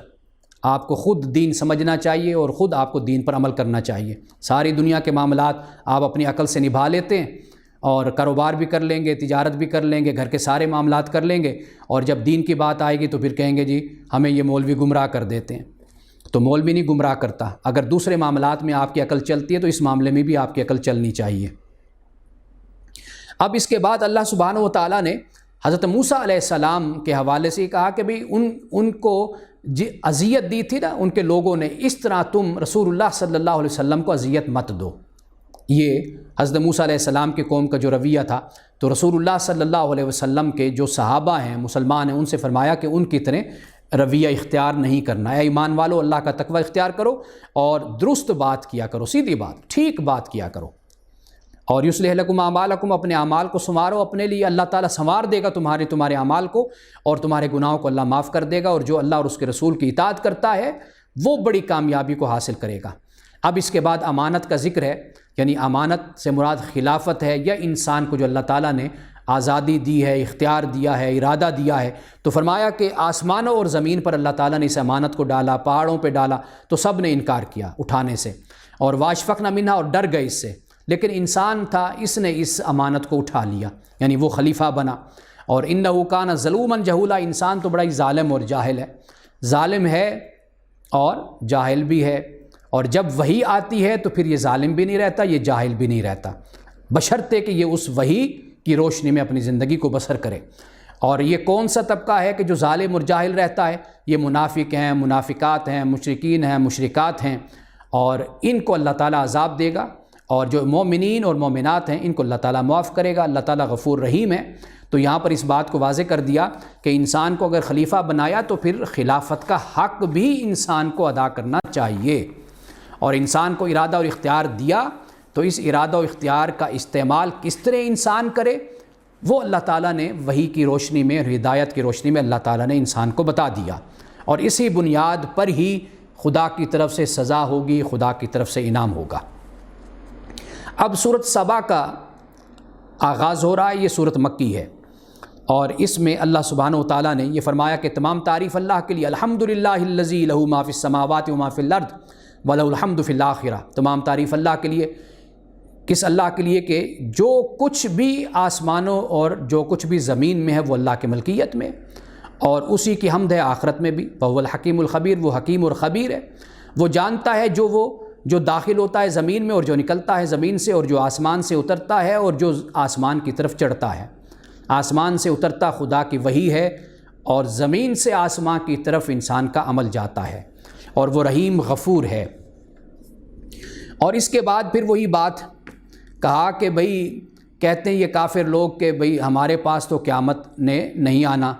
آپ فرما دیجئے کہ کیوں نہیں؟ مجھے میرے رب کی قسم کہ تمہارے پاس قیامت ضرور آئے گی۔ میرا وہ رب ہے کہ جو غیب کو جاننے والا ہے، اور کوئی بھی ذرہ وزن کے برابر بھی کوئی چیز آسمانوں اور زمین میں ہو وہ پوشیدہ نہیں ہو سکتی، خواہ وہ بڑی چھوٹی، وہ کتاب مبین میں موجود ہے۔ اس کے بعد اللہ سبحانہ و تعالیٰ نے پھر انعام و اکرام کا ذکر کیا ان لوگوں کے لیے جو ایمان اور عمل صالح اختیار کرنے والے ہیں۔ ایمان اور عمل صالح، یہ دو باتیں، اور پھر ان کے مقابل میں جو انکار کرنے والے ہیں ان کا اللہ سبحانہ و تعالیٰ نے پھر ذکر کیا، اور یہ بھی بتا دیا کہ یہ منکرین جو ہیں یہ کیا کہتے ہیں، یعنی بعث بعد الموت پر ان کا اعتراض، یہ اکثر مقام پر خاص طور پر مکی صورتوں میں اس کو کثرت کے ساتھ بیان کر دیا گیا کہ یہ شخص ہے جو یہ خبر دیتا ہے، کہتا ہے جی تمہارا جسم ذرہ ذرہ منتشر ہو چکا ہوگا، اور پھر یہ نبی یعنی رسول صلی اللہ علیہ وسلم کے بارے میں کہ یہ شخص کہتا ہے کہ پھر تمہیں نئے سرے سے پیدا کر دیا جائے گا، کہ کہا کہ بھئی یہ تو جھوٹ نعوذ باللہ بولتا ہے، یہ تو اسے تو جنون ہے، یعنی یہ مجنون ہے، اس لیے اس طرح کی باتیں کرتا ہے۔ تو اللہ پاک نے ایسے لوگوں کے لیے پھر فرمایا کہ یہ لوگ آخرت میں عذاب میں ہوں گے اور کھلی گمراہی میں یہ لوگ ہیں، اور اس بات کو بھی بیان کر دیا کہ اگر اللہ چاہے تو انہیں زمین میں دھنسا بھی سکتا ہے اور آسمان کا کوئی ٹکڑا اوپر سے ان پر گرا دے، اور فرمایا کہ اس میں نشانی ہے ہر اس بندے کے لیے جو بندہ رجوع کرنے والا ہے۔ اور پھر اس سے اگلا جو رکوع ہے، رکوع نمبر 2، دو قوموں کا ذکر کر دیا، داؤد اور سلیمان کی قوم اور قوم سبا، اور یہ کہا کہ ان دو قوموں نے پھر ناشکری اختیار کی، پھر اللہ سبحانہ و تعالیٰ کی طرف سے ان پر بھی عذاب اترا، یعنی یہ بتا دیا کہ کوئی بھی اللہ تعالیٰ کی چہیتی قوم نہیں ہے، اصول اور قاعدہ خدا کا وہی ہے، آدم سے لے کر محمد رسول اللہ صلی اللہ علیہ وسلم تک، اور آپ کے بعد جو بھی قومیں اور امتیں آ رہی ہیں قیامت تک، اس میں مسلمان بھی شامل ہیں، نسلیں آ رہی ہیں، سب کے لیے ایک ہی قاعدہ اور ایک اصول ہے، اور وہ اصول اور وہ قاعدہ کہیں نہیں بدلتا۔ حضرت داؤد علیہ السلام پر اللہ تعالیٰ نے بڑا فضل کیا، پہاڑ اور پرندے آپ کے ہم آہنگ کر دیے گئے، اور زرہیں بنانے کا طریقہ آپ کو بتایا گیا، اور پھر یہ یعنی زرہیں بڑی مضبوط قسم کے وہ پہن کر جنگ کرتے تھے، اور اس طرح حضرت سلیمان علیہ السلام کے لیے ہوا کو مسخر کر دیا، اور ہوا ایسی کہ صبح کے وقت چلنا ہو تو 1 مہینے کی مسافت تک چلتی ہے، شام کے وقت 1 مہینے کی مسافت تک۔ یہ آپ ایسے سمجھ لیجئے کہ پہلے انسان سفر کرتا تھا تو وہ سفر انسان کا ہوتا تھا، شپ پہ سفر ہوتا تھا یا بائی روڈ سفر کرتا تھا، وہ مہینوں کا سفر ہوتا تھا۔ اب انسان جہاز پر بیٹھتا ہے تو 4-5 گھنٹوں میں یورپ کے کسی ملک میں پہنچ جاتا ہے۔ امریکہ کا اگر سفر کرنا ہو، آپ اندازہ کیجئے اگر شپ سے سفر کیا جائے مہینوں کا سفر بن جاتا ہے، اور اگر آپ جہاز کے ذریعے سے سفر کریں گے تو 1 دن 1.5 دن کا سفر بن جائے گا۔ تو یہاں پر اسی بات کو بیان کیا گیا کہ حضرت سلیمان علیہ السلام کے لیے ہوا مسخر کر دی گئی تھی، وہ جب اس ہوا پر سفر کرتے تھے تو وہ سفر آپ کا جو مہینے کا سفر ہوتا تھا وہ ایک صبح کے وقت ہی، اسی وقت ہی صبح کے لمحات میں اور اسی وقت میں وہ طے ہو جاتا تھا۔ اور اللہ پاک نے فرمایا کہ اسی طرح پگھلے ہوئے تانبے کا چشمہ یہ بھی آپ کو ہم نے دیا اور بہا دیا ہم نے آپ کے لیے، اور پھر جنوں کو بھی حضرت سلیمان علیہ السلام کے لیے اللہ پاک نے فرمایا کہ وہ تابع کیا، اور پھر وہ بناتے تھے جو حضرت سلیمان علیہ السلام چاہتے تھے۔ کیا بناتے تھے؟ محاریب۔ محاریب سے مراد بڑی بلند عمارتیں بھی ہیں، اور اس سے مراد قصر بھی ہے، قصر یعنی محلات، و تماثیل، تصویریں بناتے تھے، اور اس سے مجسمے بھی مراد ہیں۔ وجفان ان کل جواب، حوض بناتے تھے جیسے بڑے لگن ہوتے ہیں، لگن سے مراد یہ ظرف، برتن بڑے بڑے، اور وقدور الراسیات، اور بھاری جمی ہوئی جو ہٹ نہیں سکتی وہ دیگیں لگی ہوتی تھی زمین پر، گویا کہ ایسا لگتا ہے کہ حضرت سلیمان علیہ السلام بڑے ہی مہمان نواز تھے، ہر وقت کھانا چلتا ہی رہتا تھا، اور بڑے بڑی دیگیں چڑھی رہتی تھیں اور کھانے اور بڑے بڑے برتن ہر وقت لگے رہتے تھے، اور دنیا آ کر حضرت سلیمان علیہ السلام کے دسترخوان سے استفادہ کرتی تھی اور خوش اچینی کیا کرتی تھی۔ اب آپ یہاں پہ دیکھ لیجئے کہ محاریب، مجسموں کا بھی ذکر ہے، تصویروں کا بھی ذکر ہے حضرت سلیمان علیہ السلام کہ یہ وہ مقام ہے کہ جس پہ ہمارے ہاں پھر کافی علماء کے درمیان اختلاف بھی ہے، اور اس پر بڑی بحثیں بھی ہمارے ہاں موجود ہیں، لیکن قرآن پاک نے جو بیان کیا وہ آپ کے سامنے واضح ہے کہ اگر کوئی شرک نہیں ہے، کوئی کفر نہیں ہے، تو اس ماحول میں تماثیل، مجسمے اور یہ تصویریں سب کچھ بنائی گئیں اور لگائی گئی، اور جہاں پر اس بات کا ڈر اور خوف تھا تو وہاں پر ممانعت کر دی گئی۔ جیسے رسول اللہ صلی اللہ علیہ وسلم کے زمانے میں عرب کے معاشرے میں چونکہ یہ جو مجسمے تھے، یہ جو تصویریں تھیں اور وہ لوگ بناتے تھے، ان کی پوجا کرتے تھے، تو رسول اللہ صلی اللہ علیہ وسلم نے اس ماحول کے مطابق ان کو منع کر دیا تھا۔ اب اس کے بعد حضرت سلیمان علیہ السلام کی موت واقع ہوتی ہے، اور کس طرح موت واقع ہوئی کہ آپ اپنے عصا کے ساتھ سہارا لے کر کھڑے ہوئے تھے اور جن کام کر رہے تھے، لیکن حضرت سلیمان علیہ السلام کا جو عصا تھا اس کو گھن کھا گئے، یعنی دیمک اس کو چاٹ گئی، حضرت سلیمان علیہ السلام نیچے گر گئے، اور پھر جا کر یہ معلوم ہوا جنوں کو کہ بھئی حضرت سلیمان علیہ السلام تو وفات پا چکے ہیں۔ اب آپ کا وفات پانا اور جنوں کا نہ جاننا، اس میں ایک بات تو یہ واضح ہو گئی کہ انسان بڑے بڑے محلات تعمیر کر لے، قصر تعمیر کر لے، بڑے بڑے محاریب بنا لے، تماثیل بنا لے، اور جفان کل جواب وقدور راسیات بنا لے، بڑے بڑے دسترخوان سجا لے، کچھ بھی کر لے، بڑے بڑی عمارتیں بنا لے، لیکن خواہ وہ پیغمبر ہی ہے، دنیا سے اس نے جانا ہی جانا ہے۔ اور دوسری بات کہ وہ جن کہ جو اتنی طاقت رکھتے تھے کہ اتنا کچھ انہوں نے حضرت سلیمان علیہ السلام کے لیے تعمیر کیا تھا، اتنی طاقت کے باوجود بھی اتنے بے بس تھے کہ ان کو حضرت سلیمان علیہ السلام کی موت کا پتہ ہی نہ چل سکا۔ تو یہ دونوں طرف سے اللہ تعالیٰ نے ایک فنا کو اور بے بسی کو بیان کر دیا۔ اب اس کے بعد سبا کا ذکر آتا ہے۔ سبا کا جو مقام ہے یہ غالباً یمن کے آس پاس کہیں پر ہے، تو اللہ سبحانہ و تعالیٰ نے ان کو بڑی خوشحالی عطا فرمائی تھی، بڑا کچھ عطا کر دیا تھا، لیکن پھر کیا ہوا کہ یہ لوگ ناشکرے بن گئے۔ اب ناشکرے سے مراد یعنی لفظ تو بہت ہی چھوٹا سا ہے، اور اس کا مطلب ہرگز یہ نہیں کہ ہم تسبیح لے کر بس تسبیح پڑھتے ہیں اللہ تیرا شکر ہے، اللہ تیرا شکر ہے، اور باقی سارے معاملات ہمارے ایسے ہوں کہ جو بالکل شکر گزاری کے خلاف ہوں۔ تو جب یہاں پر شکر کی بات کی جاتی ہے، یہ اصل میں ایک پورا کمپلیٹ ایک انسان کا سلوک اور رویہ ہے، طرز زندگی ہے، جس کو قرآن پاک بیان کرتا ہے۔ پھر اللہ سبحانہ و تعالیٰ نے فرمایا کہ پھر ان لوگوں نے منہ موڑ لیا، پھر کیا ہوا، آخرکار پھر ہم نے ان پر بند توڑ دینے والا، پھر ہم نے ان پر سیلاب بھیجا، اور ان کے پیچھے پھر یعنی پچھلے 2 باغوں کی جگہ 2 اور باغ انہیں ہم نے دیے، جن میں کڑوے کسیلے پھل تھے، جاؤ کے درخت تھے، جاؤ جس سے یہ ٹوکریاں وغیرہ بناتے ہیں نا، یہ وہ یعنی اس طرح کے درخت تھے، اور تھوڑی سی بیریاں وغیرہ تھی۔ مقصد یہ ہے کہ ایک خشکی کی صورتحال تھی، اور کوئی پھل اور کوئی میٹھے پھل اور اس طرح کی چیزیں ان کے پاس پھر نہیں رہیں۔ اللہ سبحانہ و تعالیٰ نے فرمایا ذالک جزیناہم بما کفروا، یہ اس لیے ہم نے ان کو سزا دی تھی کہ وہ انہوں نے کفر کرنا شروع کر دیا تھا، اور کفر کرنے والوں کو ہم اسی طرح ہی سزا دیا کرتے ہیں۔ اور یہ فرمایا اس کے بعد پھر یعنی راستوں کو اللہ تعالیٰ نے وسیع کر دیا، اور یعنی بڑے بڑے شہروں کو بسانے کی طرف بھی اللہ سبحانہ و تعالیٰ نے یہاں پر اشارہ کیا اور اس بات کو بیان کیا۔ لیکن پھر ہوا کیا آخر میں، وَظَلَمُوا أَنفُسَهُمْ، انہوں نے اپنے اوپر ظلم کیا، فَجَعَلْنَاهُمْ أَحَادِيثَ، پھر ہم نے ان کو افسانہ بنا کر رکھ دیا، بس کتابوں میں ان کی باتیں ملتی ہیں، باقی کچھ بھی نہیں رہا۔ وَمَزَّقْنَاهُمْ كُلَّ مُمَزَّقٍ، اور پھر ہم نے ان کو پیس کر رکھ دیا، تتر بتر ہم نے کر ڈالا ان کو۔ إِنَّ فِي ذَلِكَ لَآيَاتٍ لِكُلِّ صَبَّارٍ شَكُورٍ، بے شک اس میں یقیناً نشانیاں ہیں ہر صبر کرنے والے اور شکر کرنے والے کے لیے۔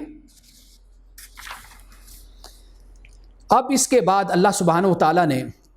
یہ فرما دیا کہ مومنوں کو کفار کے مقابلے میں ہمیشہ فتح نصیب ہوگی، بشرطے کہ وہ مومن ہوں۔ یہ شرط ہے بنیادی طور پر کہ مومن ہونے چاہیے، وَأَنْتُمُ الْأَعْلَوْنَ إِن كُنتُم مُؤْمِنِينَ، کہ تمہیں ہی فتح نصیب ہوگی اگر تم ایمان والے ہو۔ اب اس کے بعد اگلے رکوع میں جیسے میں نے بیان کیا، آغاز اس طرح ہوتا ہے کہ بیان کر دیا کہ جو تمہارے شرکاء ہیں ان کو کوئی اختیار نہیں ہے، نہ ان کے پاس کوئی سفارش ہے، نہ کوئی ان کو شفاعت کا حق ہے، ان کے پاس کوئی بھی حق نہیں ہے۔ اور پھر انسانوں کے ذہنوں کو جھنجھوڑا ہے، قُلْ مَنْ يَرْزُقُكُم مِّنَ السَّمَاوَاتِ وَالْأَرْضِ، کہہ دیجئے کون ہے جو تمہیں آسمان اور زمین سے رزق دیتا ہے، کہہ دیجئے کہ اللہ، وَإِنَّا أَوْ إِيَّاكُمْ لَعَلَىٰ هُدًى أَوْ فِي ضَلَالٍ مُبِينٍ، ہم میں اور تم میں سے کوئی ایک ہی ہدایت پر ہے یا کھلے گمراہی میں پڑا ہوا ہے۔ اب یہ طے کر لو، دیکھ لو، ہماری زندگی کو بھی، ہمارے عقائد کو بھی دیکھ لو اور اپنے آپ کو بھی دیکھ لو۔ قُلْ لَا تُسْأَلُونَ عَمَّا أَجْرَمْنَا وَلَا نُسْأَلُ عَمَّا تَعْمَلُونَ، کہہ دیجئے کہ جو ہم نے اگر کوئی غلط کام کیا تو اس کے بارے میں تم سے نہیں سوال ہوگا، اور جو تم کر رہے ہو نا اس کے بارے میں ہم سے نہیں سوال ہونا، یہ سوال تم سے ہی کیے جائیں گے جو تمہارے اعمال اور تمہارے کرتوت ہیں۔ قُلْ يَجْمَعُ بَيْنَنَا رَبُّنَا، کہہ دیجئے کہ ہمارے درمیان یعنی ہمیں ہمارا رب جمع کرے گا، ثُمَّ يَفْتَحُ بَيْنَنَا بِالْحَقِّ، اور پھر وہ ہمارے درمیان حق کے ساتھ فیصلہ کرے گا۔ وَهُوَ الْفَتَّاحُ الْعَلِيمُ، اور وہ زبردست فیصلہ کرنے والا، جاننے والا ہے۔ رسول اللہ صلی اللہ علیہ وسلم کی رسالت کو بیان کر دیا، اور یہ رسالت کون سی؟ یہ کافہ ہے۔ فرمایا وَمَا أَرْسَلْنَاكَ إِلَّا كَافَةً لِلنَّاسِ بَشِيرًا وَنَذِيرًا، کہ ہم نے آپ کو نہیں بھیجا مگر سب انسانیت کے لیے بشیر اور نذیر بنا کر، لیکن اکثر لوگ نہیں جانتے۔ اور ان کا سوال یہی ہوتا ہے کہ جی یہ جو وعدہ تم کرتے ہو یہ کب پورا ہوگا؟ اگر تم سچے ہو تو آپ کہہ دیجئے کہ اللہ تعالیٰ نے جس دن اس وعدے کو پورا کرنا ہے، جو دن وعدے کا ہے، تو وہ ایک گھڑی آگے اور ایک گھڑی پیچھے بھی نہیں ہوگا۔ اب اس کے بعد رکوع نمبر 4 ہے، اس بات کو بیان کیا کہ وقال الذین کفروا، یہ کافر کہتے ہیں لن نؤمن بہذا القرآن ولا بالذی بین یدیہ، کہ ہم ہرگز اس قرآن کو نہیں مانیں گے اور نہ اس سے پہلے آئی ہوئی کسی کتاب کو ہم تسلیم کریں گے۔ وَلَوْ تَرَىٰ إِذِ الظَّالِمُونَ مُوقُوفُونَ عِندَ رَبِّهِمْ، کاش تم دیکھو ان کا حال اس وقت جب یہ ظالم اپنے رب کے حضور کھڑے ہوں گے، اس وقت ان کا حال دیکھنا۔ اب یہاں پر در حقیقت مکالمہ ہے، کن کے درمیان؟ بڑوں کے درمیان اور چھوٹوں کے درمیان، سرداروں کے درمیان اور ان سرداروں کے پیروی کرنے کے بیان کے درمیان۔ اب وہ کیا ہے؟ اب وہ کیا کہیں گے؟ وہ کہیں گے کہ ایک دوسرے پر، قرآن نے کہا کہ الزام دھریں گے، یرجع بعضهم الی بعض القول، ایک دوسرے کی طرف رجوع کریں گے، بات کو ایک دوسرے پر تھوپیں گے۔ یقول الذین استضعفوا للذین استکبروا، اور وہ لوگ کہ جنہیں زمین میں دبایا گیا تھا، دبا کر رکھا گیا تھا، وہ بڑے بننے والوں سے کہیں گے لولا انتم لکنا مومنین، اگر تم نہ ہوتے تو ہم مومن ہوتے، یعنی تم اگر ہم پر جبر نہ کرتے۔ اب یہ جبر دو طرح کا ہوتا ہے، ایک تو ہوتا ہے نا دبانا سیاسی حوالے سے، اور دوسرا ہوتا ہے کہ عقیدے پر سختی کرنا، ان دو باتوں کو یعنی ہر طریقے سے جبر کا راستہ اختیار کرنا۔ اور للذی یقول الذین استضعفوا، کہ جن کو دنیا میں دبا کر رکھا گیا تھا۔ اب یہ دبانا کئی حوالے سے ہوتا ہے، جسمانی بھی ہوتا ہے، جذباتی بھی ہوتا ہے، اور آپ کو معلوم ہے کہ جو جنہیں ہم انگلش میں ریبل روزرز کہتے ہیں، جن کو ہم یہ جو جذباتی مقرر ہوتے ہیں نا، جذبات سے کھیلنے والے، یہ بھی صورتحال کو بہت زیادہ بگاڑ دیتے ہیں۔ تو ان کی باتوں سے بھی انسان اپنا ایمان اور اپنا یقین خراب کرتا ہے، اور اپنی اخلاقیات اور اپنے اقدار اور ویلیوز کو بگاڑ بیٹھتا ہے۔ تو یہ جو حالت ہوتی ہے انسان کی، اس کا بھی انسان کل اللہ کی بارگاہ میں جواب دہ ہوگا۔ قال الذین استکبروا للذین استضعفوا، اور جن لوگوں نے تکبر اختیار کیا، دبانے والے تھے، وہ کہیں گے نحن صددناکم عن الہدی، کیا ہم نے تمہیں اس ہدایت سے روکا تھا جو ہمارے پاس آئی تھی؟ بلکہ تم خود مجرم ہو۔ وقال الذین استضعفوا للذین استکبروا، اور جنہیں دبایا گیا تھا وہ بڑے لوگوں سے کہیں گے نہیں، بل مکر اللیل والنہار، بلکہ صبح و رات، شب و روز بس تمہاری مکاری تھی۔ اذ تامروننا ان نکفر باللہ ونجعل لہ اندادا، اور جب تم ہم سے کہتے تھے کہ ہم اللہ سے کفر کریں اور دوسروں کو اس کا ہمسر ٹھہرائیں۔ یہاں پر آپ دیکھ لیجئے کہ دونوں کو اللہ سبحانہ و تعالیٰ نے عذاب کا مستحق ٹھہرا دیا، اس لیے کہ اللہ تعالیٰ نے قرآن میں بیان کیا کہ اگر کہیں پر جبر ہے تو وہاں سے ہجرت بھی کی جا سکتی ہے، اور کسی اور ملک میں، کسی اور شہر میں جایا جا سکتا ہے، اور جو حق بات ہے اس کو قبول کرنے کے بہت سے راستے ہیں۔ اللہ تعالیٰ نے زمین کو بالکل وسیع رکھا ہے۔ اب اس کے بعد عذاب کو بیان کرنے کے بعد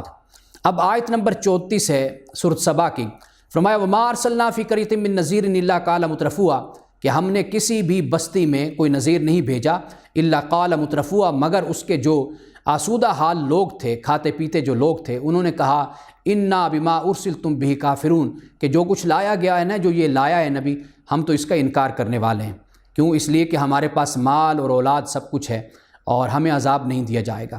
اب اس کے بعد اللہ پاک نے آیت نمبر 37 میں رکوع نمبر 5 میں اس بات کو بیان کر دیا کہ کثرت مال اور کثرت اولاد،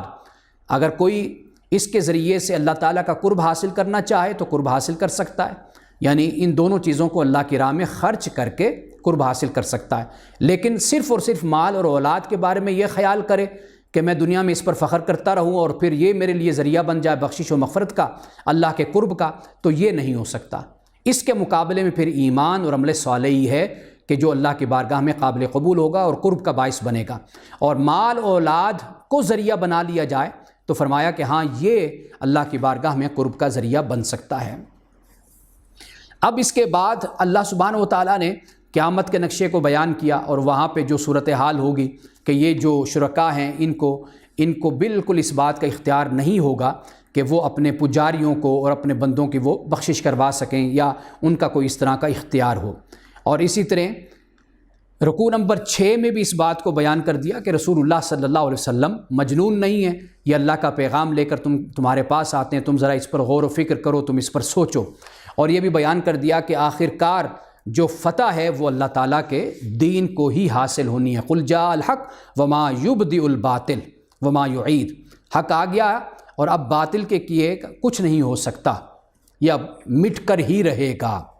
اور آخر میں اللہ سبحانہ و تعالیٰ نے اس بات کو بیان کر دیا کہ یہ جو لوگ کہتے ہیں نا کہ جی پہلے اس طرح کرتے تھے تو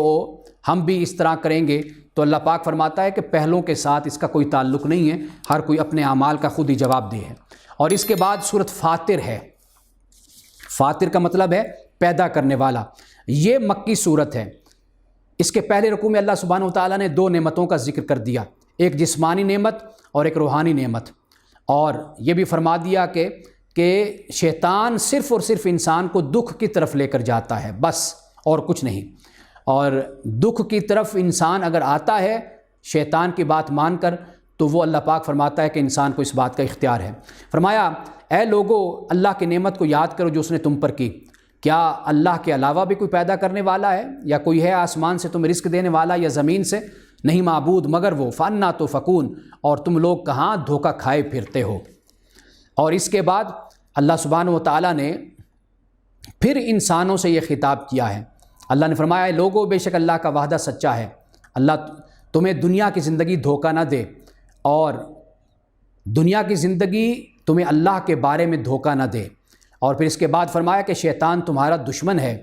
اور اسے تم اپنا دشمن سمجھو،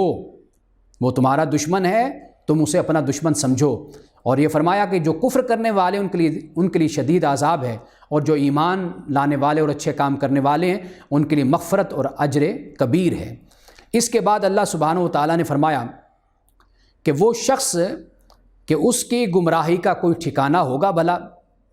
کہ جس کے لیے اس کے جو برے اعمال ہیں وہ خوبصورت بنا دیے گئے۔ اور اللہ تعالیٰ گمراہ کرتا ہے جسے چاہتا ہے اور ہدایت دیتا ہے جسے چاہتا ہے۔ اور نبی اکرم صلی اللہ علیہ وسلم سے فرمایا کہ آپ ان کی وجہ سے اپنی جان کو افسوس میں اور غم میں بالکل نہ گھلائیں، جیسے پہلے بھی ہم اس بات کو پڑھ کر آئے۔ اور پھر اس سے آگے اللہ سبحانہ و تعالیٰ نے آیت نمبر 9 میں پھر ہوا بارش کا ذکر کیا کہ جو پھر مردہ زمین ہوتی ہے اللہ تعالیٰ اس کو زندہ کر دیتا ہے، اور یہ سب کچھ وہ وحی کے ساتھ اس بات کو سمجھا جا سکتا ہے۔ اور یہ بھی بیان کر دیا کہ عزت صرف اور صرف اللہ سبحانہ و تعالیٰ کے لیے ہے، بلکہ سورۃ المنافقون میں بھی اس بات کو بھی بیان کر دیا کہ عزت نبی کے لیے ہے، رسول کے لیے، اللہ کے لیے عزت ہے۔ اب اس کے بعد جو کلمہ طیبہ ہے اس کے بارے میں کہا کہ اس کو ہی سربلندی نصیب ہوتی ہے، اور اچھا جو عمل ہے وہی اوپر جاتا ہے۔ انسان کے تخلیق کا ذکر کیا کہ انسان کو مٹی سے، پھر نطفہ سے پیدا کیا، پھر جوڑے بنا دیے، اور یہ سارے معاملات بیان کے انسان کی عمر ہے، کسی کو زیادہ ملتی ہے کسی کو کم ملتی ہے، ہر چیز اللہ نے فرمایا کہ وہ کتاب میں اس کو نقل کر دیا گیا ہے۔ اب 2 سمندر کا ذکر کیا، ہم پہلے پڑھ کر آئے کہ اللہ پاک فرماتا ہے ایک طرف میٹھا پانی اور ایک طرف کھارا پانی ہوتا ہے، اور اللہ پاک یہ فرماتا ہے کہ سمندر سے پھر ہم تم کو تازہ گوشت بھی ہم دیتے ہیں، اور پھر اس کے ساتھ پہننے کے لیے زینت کا سامان بھی اللہ پاک فرماتا ہے کہ ہم اس میں سے نکالتے ہیں، اور پھر تم دیکھتے ہو کہ پھر کشتی چلتی ہے، اور یہ جو کشتیاں ہیں یہ سینہ چیرتے ہوئے پھر سمندر کا یہ چلتی ہیں، اور پھر اللہ تعالیٰ نے رات کو دن سے پیدا کیا نکالا، اور پھر دن کو رات سے، سورج اور چاند کو مسخر کیا، یہ سب کچھ اللہ تعالیٰ نے اس میں بیان کر دیا۔ اب اس کے بعد رکوع نمبر 3 ہے، اور یہ یہاں پر بیان کر دیا کہ اے لوگو کہ تم اللہ تعالیٰ کے محتاج ہو، انتم الفقراء الی اللہ، تم اللہ کے محتاج ہو۔ اللہ غنی اور حمید ہے، تعریف کے لائق وہی ہے اور وہی بے نیاز ہے۔ اور اس بات کو بھی بیان کر دیا کہ قیامت کے دن کوئی بھی کسی کا بوجھ نہیں اٹھائے گا، اور کوئی لدا ہوا نفس، کوئی انسان اپنا بوجھ اٹھانے کے لیے پکارے گا تو اس کے بار کا، بوجھ کا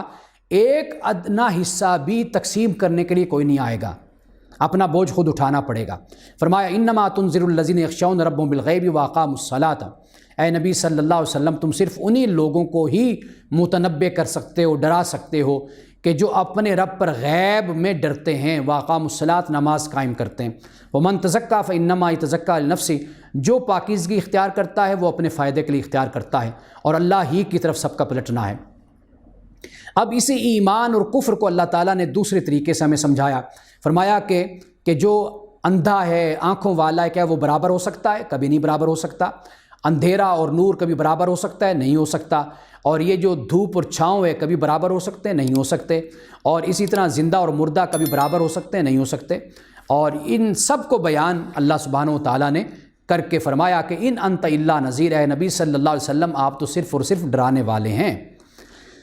اور بے شک ہم نے آپ کو حق کے ساتھ اتارا بشیر اور نذیر بنا کر۔ وَإِن مِّنْ أُمَّةٍ إِلَّا خَلَا فِيهَا نذیر، اور کوئی امت ایسی نہیں گزری جس میں کوئی نذیر نہ آیا ہو،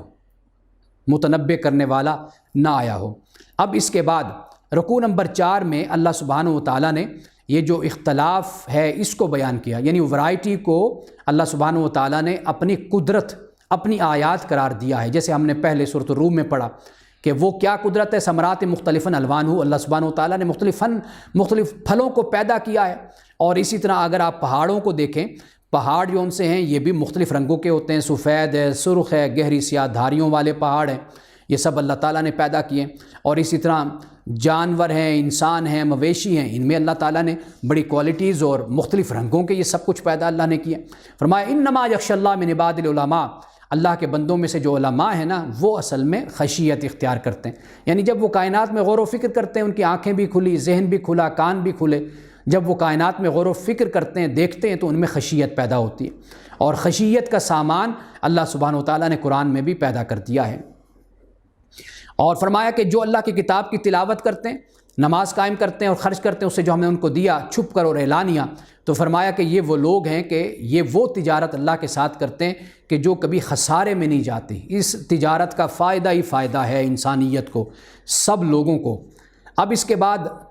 ایمان والوں میں جن کو اللہ تعالیٰ نے کتاب کا وارث بنایا 3 گروہ ان میں بیان کر دیے۔ ایک تو فرمایا کہ ظالم ہیں ان میں سے۔ اب یہاں پر جو ظالم فرمایا تو ظلم کرنے سے مراد یہ کہ یہ ہیں تو مومن لیکن گناہ گار ہیں۔ وَمِنْهُمْ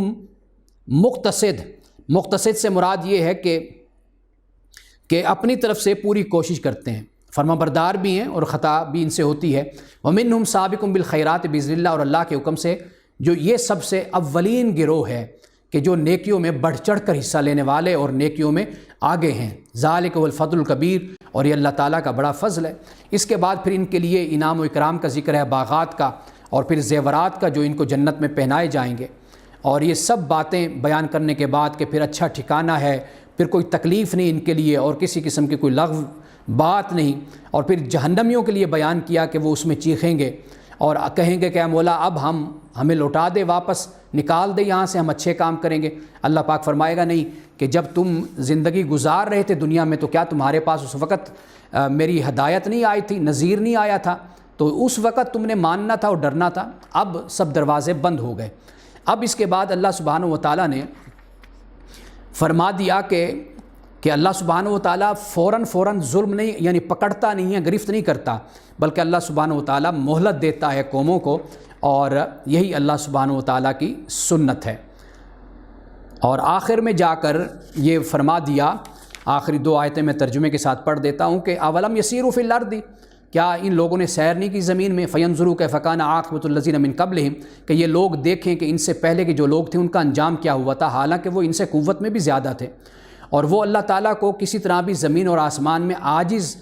وما کان اللہ لیعجزہ من شیء، کہ نہیں اللہ سبحانہ و تعالی کہ کوئی چیز بھی آسمان اور زمین میں اسے عاجز کر سکے. انہ کان علیما قدیرا، کہ بے شک اللہ تعالیٰ علیم قدیر ہے. ولو یؤاخذ اللہ الناس بما کسبوا، کہ اگر اللہ سبحانہ و تعالیٰ لوگوں کا مواخذہ کرے اس پہ جو انہوں نے کیا، ما ترک علی ظہرہا من دابہ، تو پھر اس زمین پر کسی بھی دابہ کو نہ چھوڑے، کوئی بھی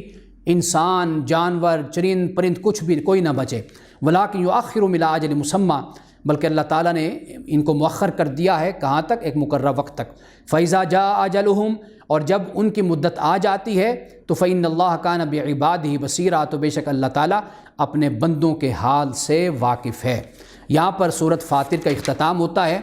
اس کے بعد پھر سورۃ یاسین کا آغاز ہوتا ہے. تو 1.5 رکوع تو 22ویں پارے میں ہے سورۃ یاسین کے، پھر اس کے بعد 23ویں پارے میں بقیہ سورۃ یاسین ہے. یہاں سے انشاءاللہ تعالی ہم 23ویں پارے کا آغاز کریں گے. اللہ سبحانہ و تعالی ہمیں قرآن کا فہم عطا فرمائے اور قرآن پہ عمل کی توفیق عطا فرمائے. بارک اللہ لنا ولکم فی القرآن العظیم ونفعنا وإیاکم بالآیات والذکر الحکیم. صدق اللہ العظیم.